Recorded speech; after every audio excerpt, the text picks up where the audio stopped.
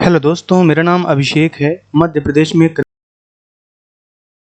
कर्मचारी विभिन्न मांगे, पुरानी पेंशन हो गया, एचआरए हो गया, तरह तरह की मांगे हैं, एज वेल एज लिपिक वेतन विसंगति। तो देखिएगा, बदनावर रिधार में एक जगह है और यहाँ पे एक आयोजन हुआ है 14 तारीख को, मतलब शनिवार को।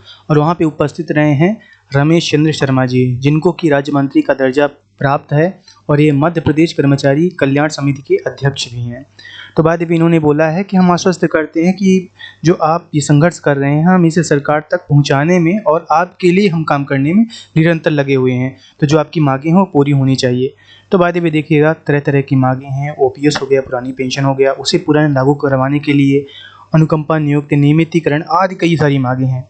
तो देखिएगा, एक और मांग है क्लरिकल स्टाफ्स की लिपिक वेतन विसंगति। आप सभी को पता होगा कि लगभग सभी पोस्ट का कई बार आए दिन जो वेतन है वो बढ़ा है, वेतनमान बढ़ा है। वहीं पे जो क्लरिकल स्टाफ हैं उनको उनकी योग्यता तो बढ़ी है, लेकिन उनका जो पे स्केल है उसे स्थिर रखा गया। और पिछले बैक दो जो पे कमीशन है उसमें तो उनको काफ़ी ज़्यादा नुकसान हुआ है। तो जो 16 वाला है, 16 में सभी का कर दिया गया था, बढ़ा दिया गया था, 18 में आदेश आया था 16 की डेट से। तो इसमें भी कहीं ना कहीं क्लरिकल स्टाफ के साथ नाइंसाफ़ी हुई है। और बाद में एक कमेटी बनी थी जिसके अध्यक्ष रमेश चंद्र शर्मा जी ही थे, और उसके हिसाब से क्लरिकल स्टाफ का ग्रेड पे 16 के हिसाब से भी बढ़ा देना चाहिए। तो कहीं ना कहीं तब से लेके अब तक काफ़ी टाइम बीत चुका है, 6 साल बीत चुका है, नहीं बढ़ा है। बाद में 18 में अगर आदेश आता तो 4 साल अभी को होता।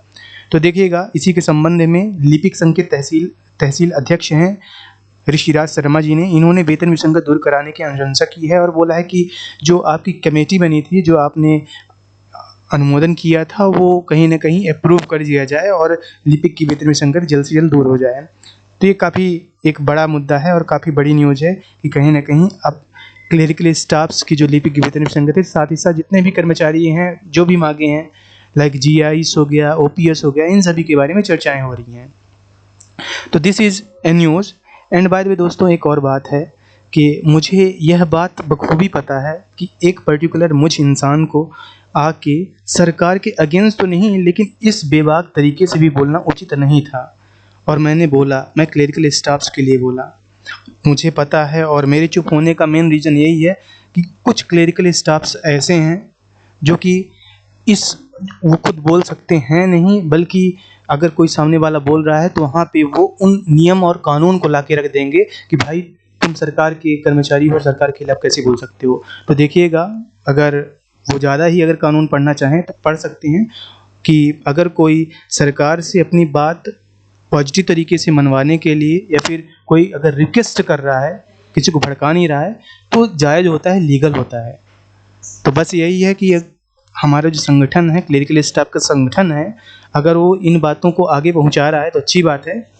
बकाया मैं अपनी तरफ से कुछ महीने पहले, लगभग अब साल होने को आ रहे हैं, मैं मेहनत किया था क्लरिकल स्टाफ्स की, मैं हित के बारे में सोचा था।